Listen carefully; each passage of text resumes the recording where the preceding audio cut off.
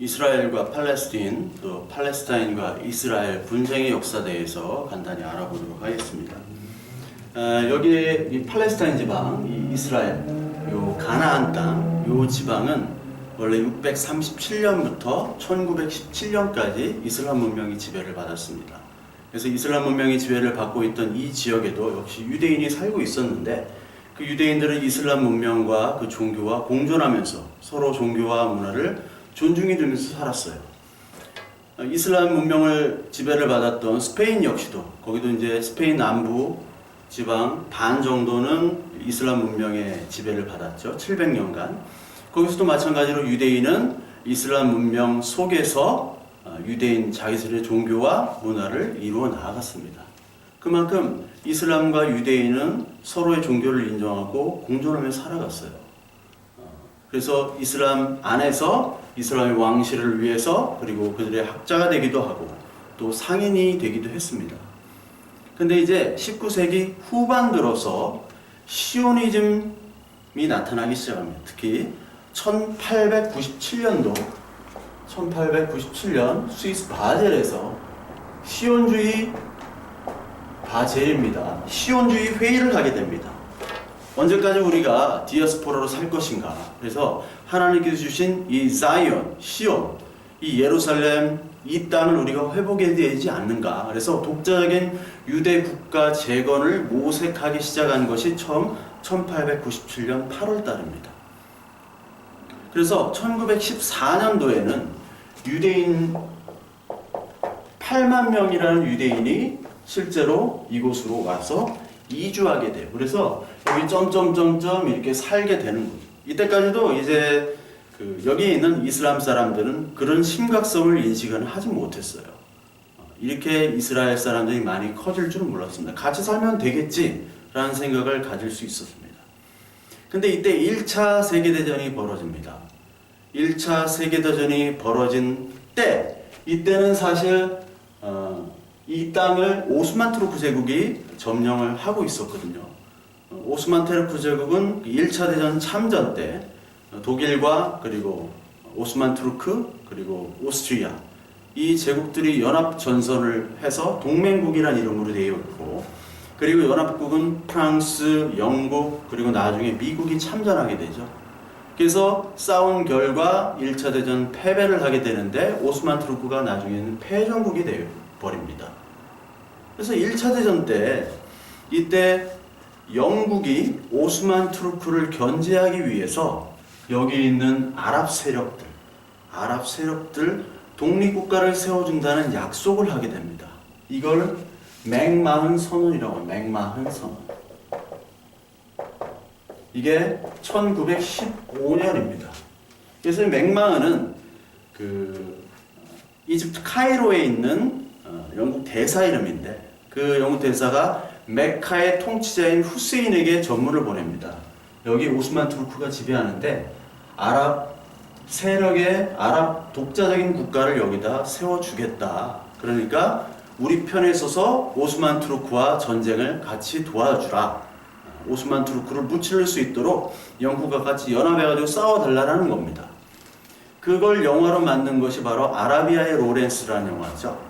아라비아 로렌스를 영화를 보시면은 그 배경이 바로 오스만 투르크로부터 독립하기 위한 아랍 세력과 그것을 도와주는 영국군 장교 로렌스에 대해 얘기를 그 영화는 다루고 있습니다.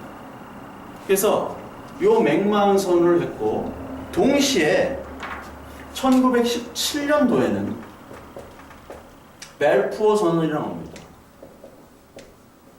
이거를 유대인들에게 약속을 해요. 벨푸어는 영국의 외무부 장관인데, 이 벨푸어가 유대인 자금을, 그 1차 대전 자금을 끌어오기 위해서 영국의 그 부유한 로스차일드에게 전문을 보내죠. 여기다가 유대인 시오니즘 국가를 세워줄 테니까 우리에게 전쟁 자금도 주고, 그리고 미국 참전을 위해서 미국에 있는 유대인에게도 로비를 합니다. 그래서 영국과 프랑스만으로 안 되기 때문에 미국을 참전하기 위해서 계속 로비를 합니다. 즉, 이 이슬람 아랍 국가들과 이 유대인들은 서로 로비를 하는 거예요. 영국과, 그리고 주로 영국이죠. 주로 영국이 로비를 하면서 우리에게 힘을 실어 달라라는 표현을 합니다. 그 상황 속에서 유대인들은 계속해서 여기에 이주하기 시작하죠. 특히 1939년도에 히틀러가 폴란드를 침공함으로부터 2차 대전이 시작이 됐는데 그의 홀로코스트로 유대인들을 많이 학살하지 않았습니까? 그 학살 이후로 이제 유럽에 있는 많은 유대인들이 이제 팔레스타인 땅을 찾아서 이주를 하기 시작합니다. 그때부터 이제 아랍권은 반발하기 시작하죠. 이 아랍권은 영국에게 맥마흔 선언을 통해서 우리의 독자적인 국가를 약속하지 않았느냐. 마찬가지로 유대인들은 영국에게 벨포 선언을 통해서 우리만의 독자적인 시오니즘 국가를 약속하지 않았느냐. 왜 약속 안 지켜?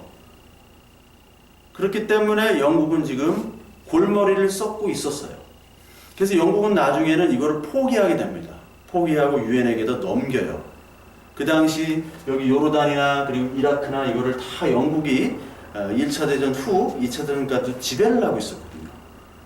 근데 그 영국이 이제 2차 대전 후에 너무나 이제 그 약속이 두 가지 이중 계약을 했기 때문에 이러지도 못하고 저러지도 못할 사이에 영국은 군을 철수하고 유엔에 넘깁니다. 그래서 유엔이 어떤 거를 조정했냐면 유엔은 이제 유대 독자적인 국가와 팔레스타인 독자적인 국가 두 국가를 여기다 세워라라는 타협안을 내게 됩니다.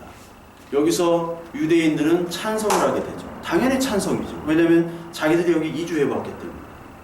그런데 여기에 실제적으로 살고 있던 원래 팔레스타인 주민들은 당연히 반대를 하게 됩니다.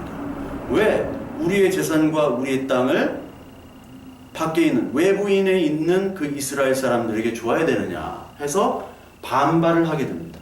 그때 유엔은 더 이상 조정을 포기하고 유엔도 손을 떼게 된 그때가 바로 1948년도고 이 1948년도에 바로 전쟁을 하기 시작합니다. 그것이 바로 1차 중동전쟁입니다. 1차 중동전쟁. 이 1차 중동전쟁은 1948년도 5월 16일부터 시작해가지고 1949년도 2월 14일날 끝나게 되는데 이스라엘을 불인정한 7개의 아랍 연합이 이스라엘을 공격하죠. 그래서 이 1차 전쟁은 뭐 이렇게 하다가 끝났습니다. 근데 나중에 이제 2차 전쟁이 시작이 되죠. 2차 전쟁은 수에즈 전쟁으로 불리게 됩니다. 수에즈. 이 2차 전쟁은 수에즈 운하라는 게 있습니다. 수에즈 운하. 이집트에서 홍해로 관통한 이 수에즈 운하. 이 수에즈 운하는 원래 1869년도에 프랑스가 건설을 했습니다. 그러나 그 프랑스가 건설 자금을 이제 이집트와 같이 이렇게 하려고 했는데 프랑스가 그 당시 독일, 그러니까 옛날에 독일 이름이 프로이센이잖아요. 프로이센이 이제 독일로 통일이 됐는데 프로이센과의 전쟁에서 지게 돼요. 그래서 이쪽 수에즈 운하를 신경 쓸 상황이 아니었습니다. 그래서 이 채권들을 다 영국이 가져가게 돼요. 그래서 영국이 이 수에즈를 통치하게 되는데 이 이집트가 수에즈를 국유화를 선언합니다. 그리고 그 수에즈 운하 그쪽 밑에 있는 아카바만, 홍해로 가는 그 아카바만에서 그 이스라엘 쪽으로 가는 티란 해협을 봉쇄해 버립니다. 그래서 그 이스라엘로 가는 물자들을 봉쇄해 버려요. 그러다 보니까 이제 영국과 프랑스와 그리고 이스라엘, 영국도 그 수에즈 운하에 지분이 있고 프랑스도 나도 지분이 있다. 전쟁에 참여하겠다. 이스라엘이 합동을 해서 공격을 합니다. 그래서 이스라엘이 시나이 반도, 이 시나이 반도 여기 있죠? 이 시나이 반도 시내산입니다. 그 시나이 반도를 이때 점령합니다. 2차 때 점령합니다. 시나이. 2차 때 점령하는 사건이 이루어집니다. 그리고 그 나중에 이제 3차 전쟁이 1967년도. 2차 전쟁이 56년도고 3차 전쟁 1967년도에 이제 전쟁을 하는데 이게 6.1 전쟁이라고 합니다. 6.1 전쟁. 전쟁 시작해서 끝날 때까지 6일이 걸립니다. 이거는 이집트가 그리고 또한 위에 있는 시리아가 동시에 이스라엘을 선제 공격해요. 이 이집트에 있는 그 이집트 국가가 다시 티란 해협을 봉쇄해서 이스라엘을 포위합니다. 이스라엘로 가는 물자들을 다 봉쇄해버려요.